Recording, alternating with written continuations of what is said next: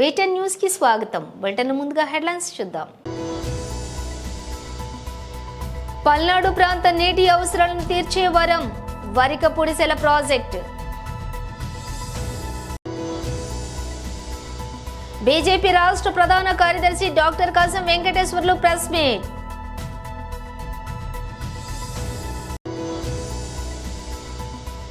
New year వేడుకల తర్వాత చెత్త కుప్పల్లో మారిన ఉప్పల్ స్టేడియం.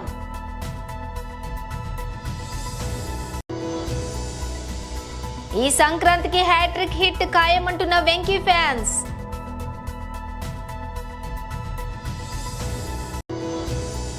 తెలంగాణ భవన్లో నూతన సంవత్సర క్యాలెండర్ను ఆవిష్కరిస్తున్న బీఆర్ఎస్ వర్కింగ్ ప్రెసిడెంట్ కేటీఆర్. ఇక డీటెయిల్స్ చూస్తే పల్నాడు ప్రాంత నీటి అవసరాలను తీర్చే వరం వరికపూడిసెల ప్రాజెక్టు. ఈరోజు ఈ గ్రామానికి వచ్చినప్పుడు కానీ ఈ నియోజకవర్గానికి వచ్చినప్పుడు కానీ కొన్ని విషయాలు కోరారు. కృష్ణదేవరాయలు గారు ఉండి వడికపూడిసెల ఇది ఒక 14 కోట్ల రూపాయలు ఇస్తే ఇమ్మీడియట్గా వర్క్ స్టార్ట్ చేస్తామని, తప్పకుండా దీన్ని ప్రారంభించడమే కాకుండా ఈ పల్నాడు ప్రాంతానికి ఇది ఒక వరం, దీన్ని చేయాల్సిన అవసరం ఉంది, ఇది కూడా పూర్తి చేస్తాం. రెండోది ఇంటింటికి నీళ్లు ఇవ్వడం, అది కూడా ట్యాప్ ద్వారా ఇవ్వడం. దీనికి వాటర్ గ్రిడ్ ఉంది, ఈ వాటర్ గ్రిడ్ని అనుసంధానం చేసి మొత్తం ఈ ప్రాంతానికి అందరికీ నీళ్ళు ఇచ్చే కార్యక్రమానికి శ్రీకారం చుడతాం. ఇంకో పక్కన తైవాన్ స్ప్రేయర్స్ కానీ ట్రాక్టర్స్ కానీ, అదే మరి టార్బాలిన్ పట్టాలు కానీ ఇవన్నీ ఏమున్నాయో అవన్నీ ఇస్తాం. అదే మరి లెదర్ పార్క్ అన్నారు, అది కూడా నాకు ఏ బాధ లేదు. పల్నాడులో హింస పోవాలి, అభివృద్ధి రావాలి, ఉపాధి రావాలి, సంపద సృష్టించాలి. నేను రాయలసీమలో ఫ్యాక్షన్స్ నిర్మోహమాటంగా అణిచివేశాను, కానీ పల్నాడులో మాత్రం ఇటీవల కాలంలో మీరు చూశారు ఎంత ధైర్యం అంటే, నాలాంటి వాడు కూడా మాచర్లకు రాలేకపోయామంటే ఎంత దుర్మార్గులో, ఎంత రాక్షసులో, ఎంత అజమో దీన్ని బట్టి మీకు అర్థమవుతుంది. నేను మంచికి మంచిగా ఉంటాను తప్ప ఒకవేళ దారి తప్పిన వాళ్ళకు మాత్రం వాళ్ళందరి పట్ల మాత్రం చెండ శాసనుడిగా ఉండి తాట తీస్తానని చెప్పి కూడా నేను మీకు తెలియజేస్తున్నా. పద్ధతి ప్రకారం ఉండండి. కానీ నేను ఇటీవల కాలంలో మీరు చూస్తే ఆడపిల్లల పైన సోషల్ మీడియాలో అసభ్యంగా పెడతారు, నాయకుల పైన పెడతారు, నాయకుల కుటుంబాల పైన పెడతారు, మాట్లాడితే ఇష్టానుసారంగా మాట్లాడతారు. ఏం పెడితే ఏం చేస్తారంటారు. అదే చెప్పా, పెడితే తాట తీస్తాం. సభ్యత ఉండాలి, మీకు పద్ధతి ఉండాలి. సోషల్ మీడియా అనేది మీరు ఉపయోగించండి. దేనికి ఉపయోగిస్తారు? వేరే వాళ్ళ క్యారెక్టర్ అసాసినేషన్ కాదు, వాళ్ళందరినీ బాధ పెట్టడానికి కాదు, లేకపోతే వాళ్ళని అవమానం చేసి ఆ ఫోటోలు చూడలేక బయట రాకుండా బాధపడే పరిస్థితి తీసుకొస్తున్నారు. మంచికి ఉపయోగించండి, చేత కాకపోతే ఇంట్లో పడుకోమని కూడా హెచ్చరిస్తున్నా. దీనికి కూడా గట్టిగా ఉంటాం. ఈ లెదర్ పార్క్ కూడా ఏ విధంగా చేయాలనో ఎంపీ ఎమ్మెల్యే వీళ్ళందరూ వర్కౌట్ చేస్తే చేయడానికి ముందుకు పోతాం. పిడుగు రాళ్ళ కూడా మెడికల్ కాలేజీ ఈ సంవత్సరం ఇవ్వాలనుకున్నా కానీ కొన్ని పరిస్థితులు ఉన్నాయి. కనీసం రాబోయే సంవత్సరంలో తప్పకుండా మెడికల్ కాలేజీ ప్రారంభించడానికి అన్ని చర్యలు తీసుకుంటామని చెప్పి కూడా హామీ ఇస్తూ, ఇదే కాకుండా ఈరోజు ఇంకా బీజేపీ రాష్ట్ర ప్రధాన కార్యదర్శి doctor Kasam Venkateswarlu press meet నిర్వహించారు.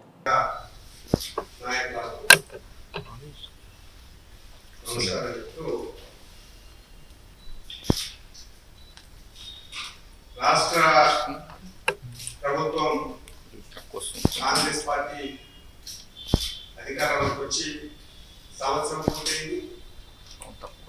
తర్వాత కొత్త సంవత్సరానికి కూడా స్వాగతం పలుకుతారు. ప్రజలందరూ తెలంగాణ ప్రజలు ప్రత్యేకంగా కంపెనీ ఆశలు పెట్టుకుని కాంగ్రెస్ పార్టీకి అధికారం ఇచ్చి ఇవాళ ఎందుకు ఇచ్చామో అధికారం మోసపోయినామని చెప్పేసి భావిస్తున్నట్టుగా కనిపిస్తారు. ఎక్కడికి పోయినా ప్రజలు ఇదే చర్చ గ్రామాలలో.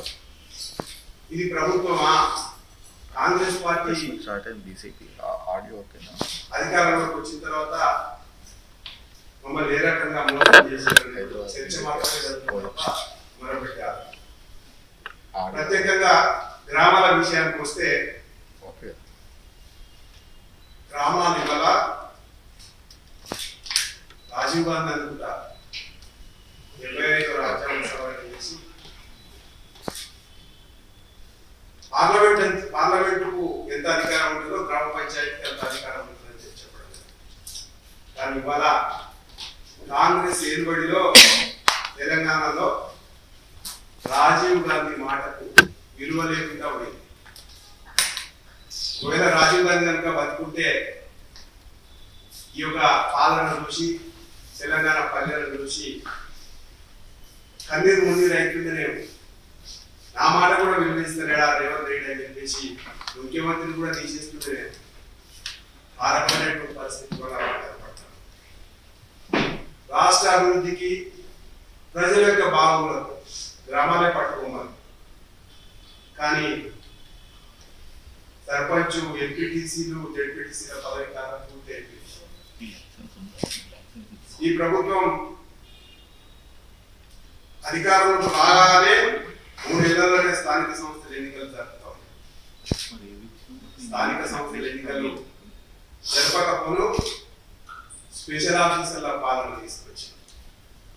ఏ గ్రామానికి పోయినా ఇవాళ స్పెషల్ ఆఫీసర్ అంటే కంటి కూడా కనపడుతుంది. పేరుకే స్పెషల్ ఆఫీసర్స్.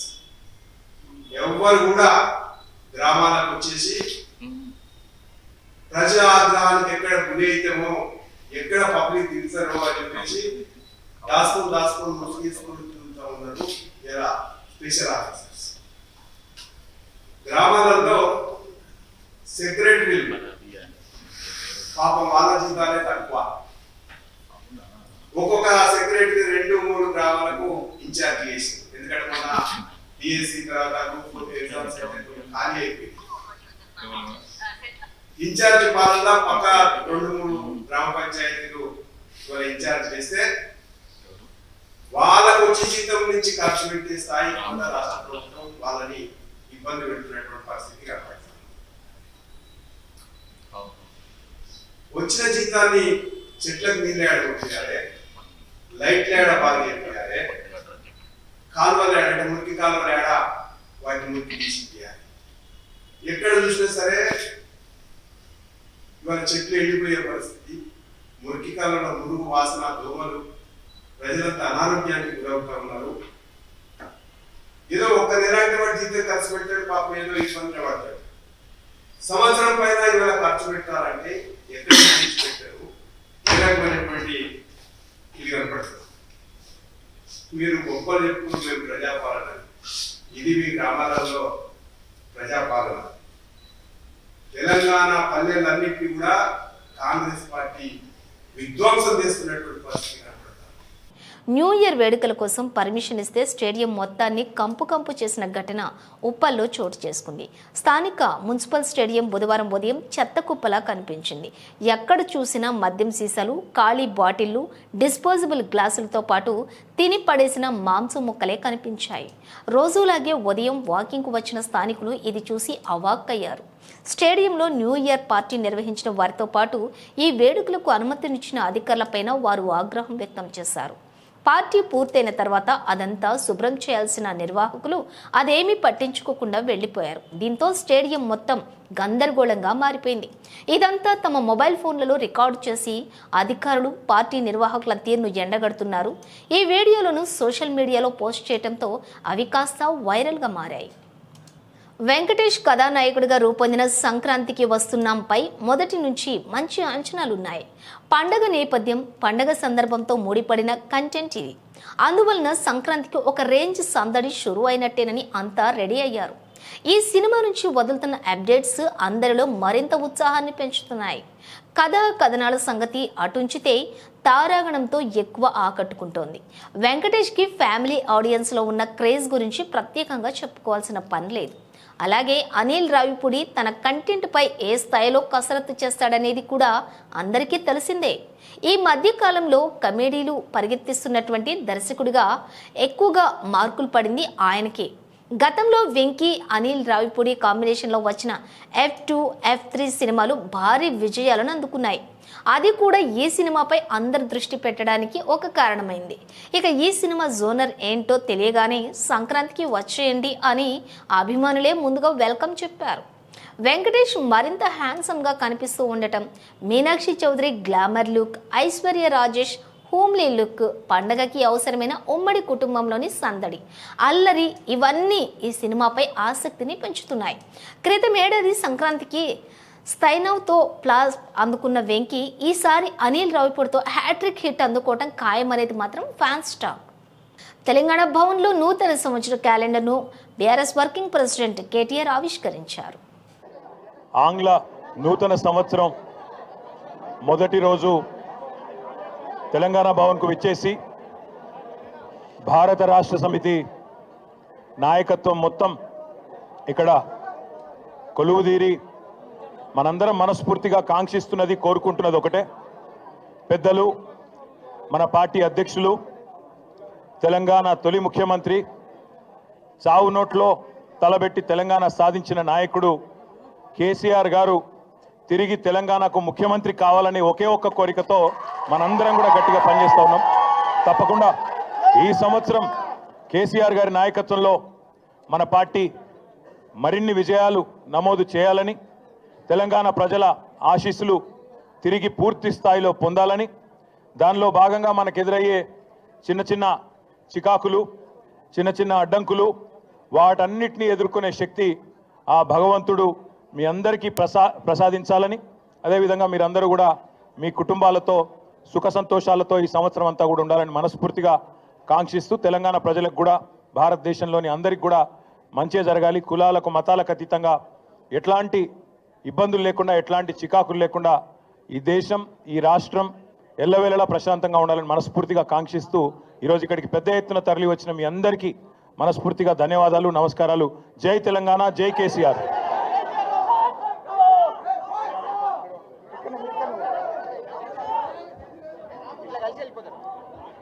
దయచేసి అందరు సహకరించాలి, ఉండండి కొంచెం.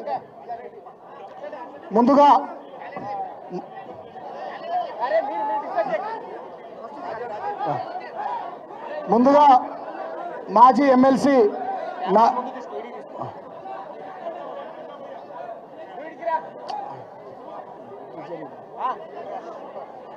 మహబూబ్ నగర్ ఎమ్మెల్సీ నవీన్ గారి ఆధ్వర్యంలో ఒక క్యాలెండర్ ఆవిష్కరణ ఉంది. నవీన్ గారి ఆధ్వర్యంలో క్యాలెండర్ ఆవిష్కరణ.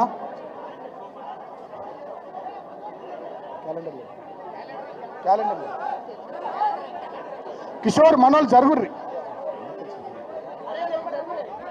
అక్కడ జరుపు.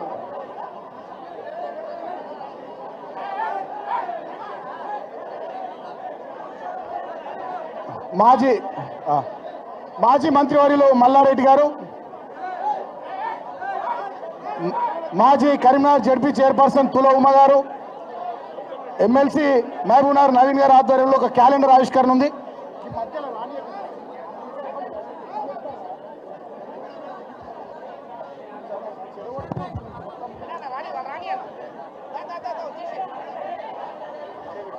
ఎమ్మెల్సీ నవీన్ గారి ఆధ్వర్యంలో క్యాలెండర్ ఆవిష్కరణ.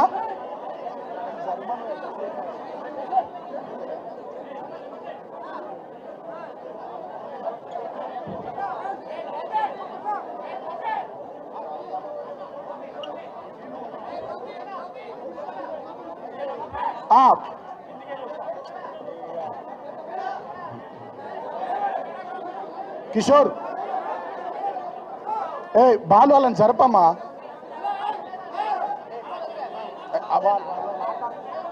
ఎమ్మెల్సీ నవీన్ గారి ఆధ్వర్యంలో క్యాలెండర్ ఆవిష్కరణ జరుగుతుంది.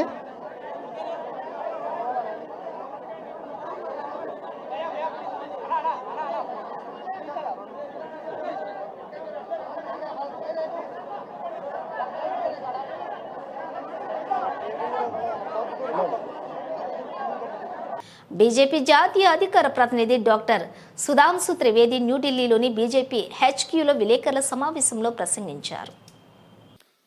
रोमन किंग न्यूमा मेम्फिलिस के द्वारा मूलतः प्रतिपादित, जूलियस सीजर के द्वारा started, pope Gregory the 13th के द्वारा 1582 में करेक्टेड और अंग्रेजों द्वारा 1752 में अंगीकृत इस अंग्रेजी नववर्ष के प्रथम दिन की आप सभी को बधाई। और 2024 का वर्ष गुजर चुका है और यह वर्ष भारत की राजनीति और विश्व में एक अद्भुत, विस्मयकारी, सुखद और विचित्र अनेक प्रकार के स्मृतियां छोड़ गया है।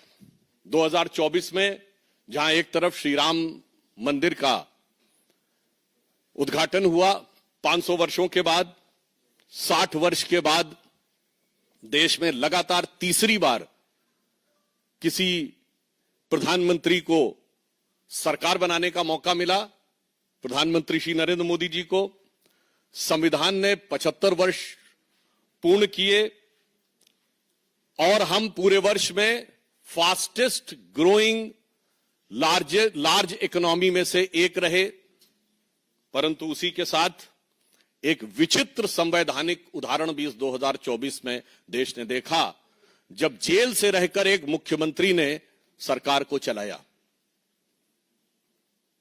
पहली बात यह भी स्पष्ट हो कि ऐसा नहीं कि केजरीवाल जी जेल जाने वाले पहले मुख्यमंत्री थे जिनके ऊपर आरोप लगा और उन्हें जेल जाना पड़ा।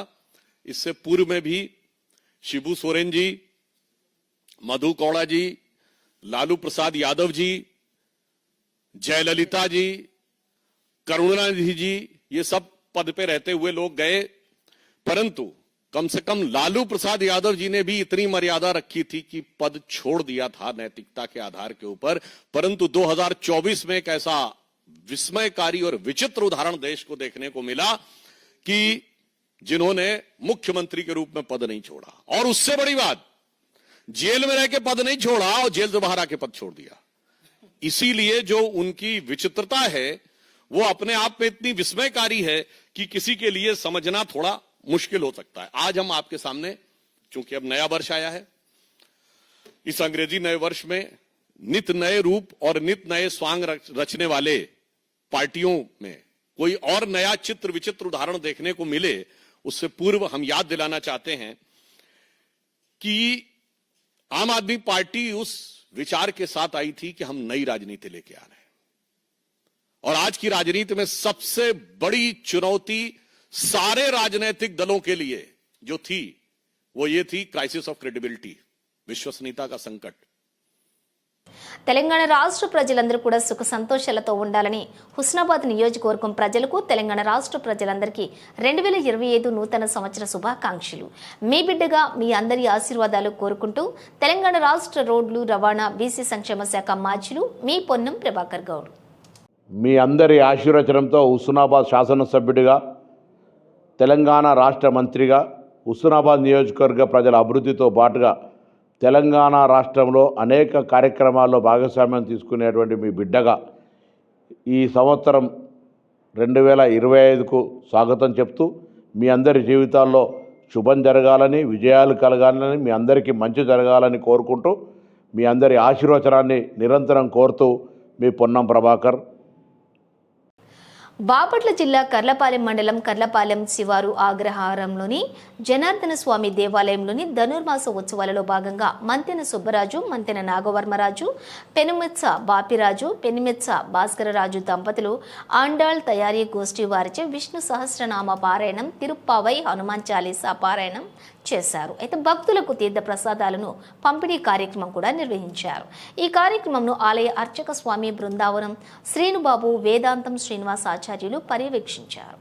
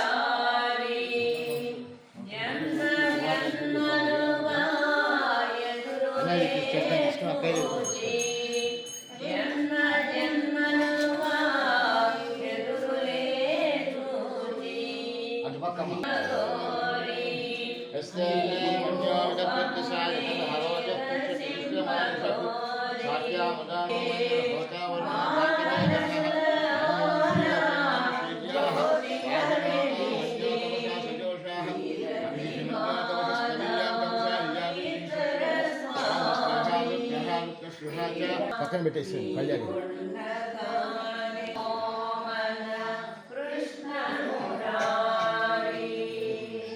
వేంచేసి ఉన్న భూనీల సమేత జనార్దన స్వామి దేవాలయం నందు గోదావరి ఏంటంటే వ్రతం నిశ్చలంగా జరుగుతున్నది.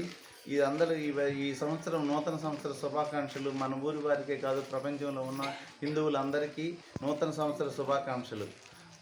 ఇదంతా మనం ప్రతి దేవాలయంలోనూ మనం మర్చిపోకుండా మన మానవ ధర్మంగా, సనాతన ధర్మంగా అందరూ వేంచేసి ఉండి అన్ని పూజలు జరిపించవలసిందిగా అందరూ మన హిందూ మతత్వాన్ని కూడా మనం ఆశించుతూ అందరూ నియమనిష్టలతో చేసుకోవాలని, అందరూ సుఖశాంతులతో వర్ధిల్లాలని, ఆయురారోగ్యాలతో వర్ధిల్లాలని, పాడి పంటలతో విలసిల్లాలని కోరుకుంటున్నాను.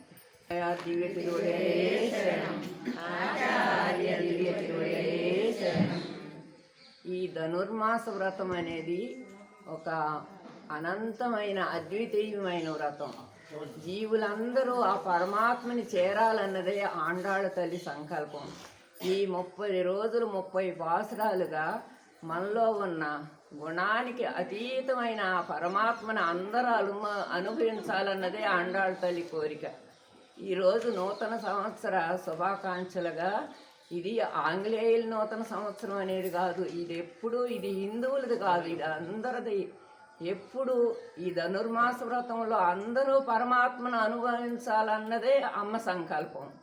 అట్లాగా నూతన సంవత్సరంగా అందరికీ యోగ్యంగా, భోగ్యంగా పరమాత్మని అనుభవించాలన్నదే అమ్మ సంకల్పం. అందరిలో ఉన్న పరమాత్మ నమస్కరించున్నది. బులెటిన్ ముగించే ముందు హెడ్లైన్స్ మరోసారి. పల్నాడు ప్రాంత నీటి అవసరాలను తీర్చే వరం వరికపూడిసెల ప్రాజెక్టు. బీజేపీ రాష్ట్ర ప్రధాన కార్యదర్శి doctor Kasam Venkateswarlu press meet.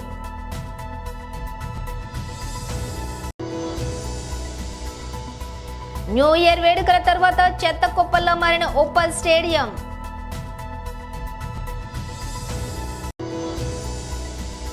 ఈ సంక్రాంతికి హ్యాట్రిక్ హిట్ ఖాయమంటున్న వెంకీ ఫ్యాన్స్.